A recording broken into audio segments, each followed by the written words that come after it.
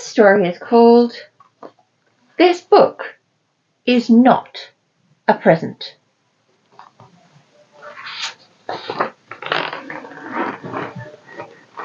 This book is not a present. I know it was disguised as a present, all beautifully wrapped with a bow and a card attached. But let me assure you, it is very much not a present.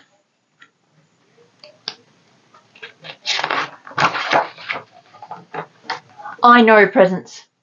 I'm friends with presents. And this book is no present.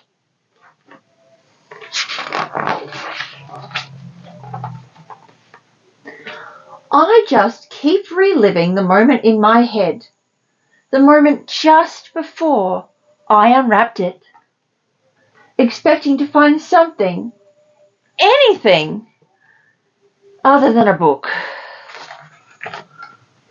Why couldn't it have been a dog? A dog is a present. A skateboard, that's a present. Even socks would have been a great present, because at least socks keep my feet warm while riding my skateboard and playing with what should have been my new dog. I would have named the dog Bingo. Listen, this isn't rocket science.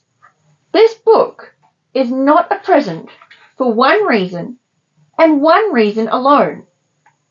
Now I feel like I have to read it. If I'm being honest, I didn't even really want to read the card.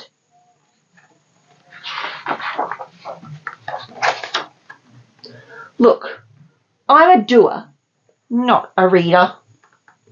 This morning, for instance, I had a glorious time making myself a waffle sandwich for breakfast, or as I like to call them, waffle witches. However, just because I like to cook doesn't mean I have any interest in reading a cookbook. The same goes for reading any kind of instructions. Step 1. A book is not a present. Step 2. Neither is a book of instructions that might be included with a present, making that present not a present.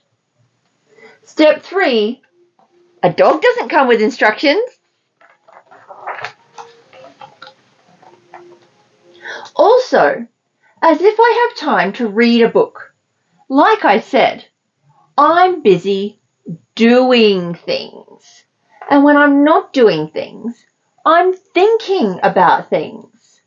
I think about things all the time, and my thoughts are great.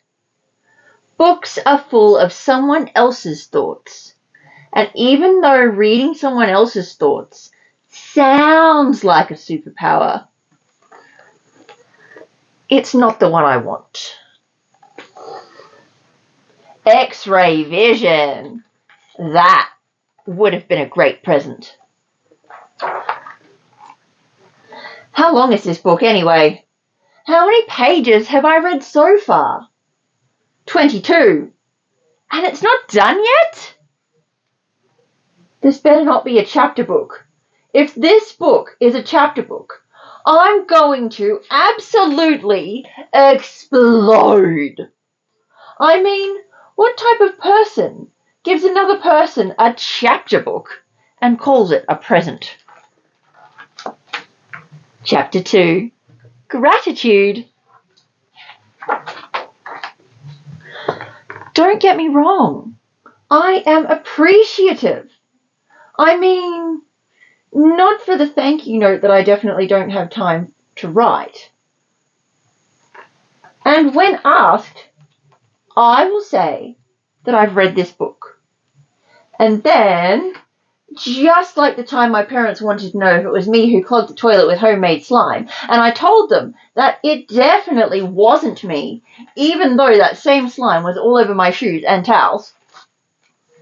For the second time in my life, I will be lying. Now I'm a liar. Again. Imagine how different my life would be had I just gotten Bingo, the dog. I can't imagine a single occasion that would make it okay to give someone a book as a present.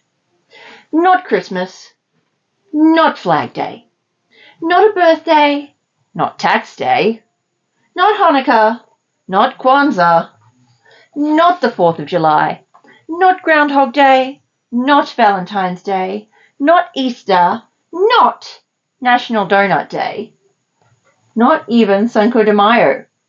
Definitely not Halloween. Maybe April Fool's Day. I would never do this to someone. Why? Because I'm an incredible listener, and I've never heard anyone say they would want a book as a present. If a tree falls in the woods, does it make a sound? The answer is yes. I heard the tree because that's how good a listener I am. And it said, "Please don't turn me into a book." I wish someone would have listened to me. Maybe then they would have turned the tree into an electric guitar. Thank goodness. It looks like I'm done with this book. That's still not a present. At least now, if someone asks, I'll be able to say I've read it. I guess then I'll have only lied about the slime. Finishing this book does feel like the perfect present to myself. Maybe I'll write me a little thank you note. To me, all I can say is, wow, thank you. You read this entire book that definitely wasn't a present. You must be very smart and also cool. From me. P.S. The end. Alright, fine, so it was me who clogged the toilet with slime. There. Now my conscience is clean. That's the end of the story.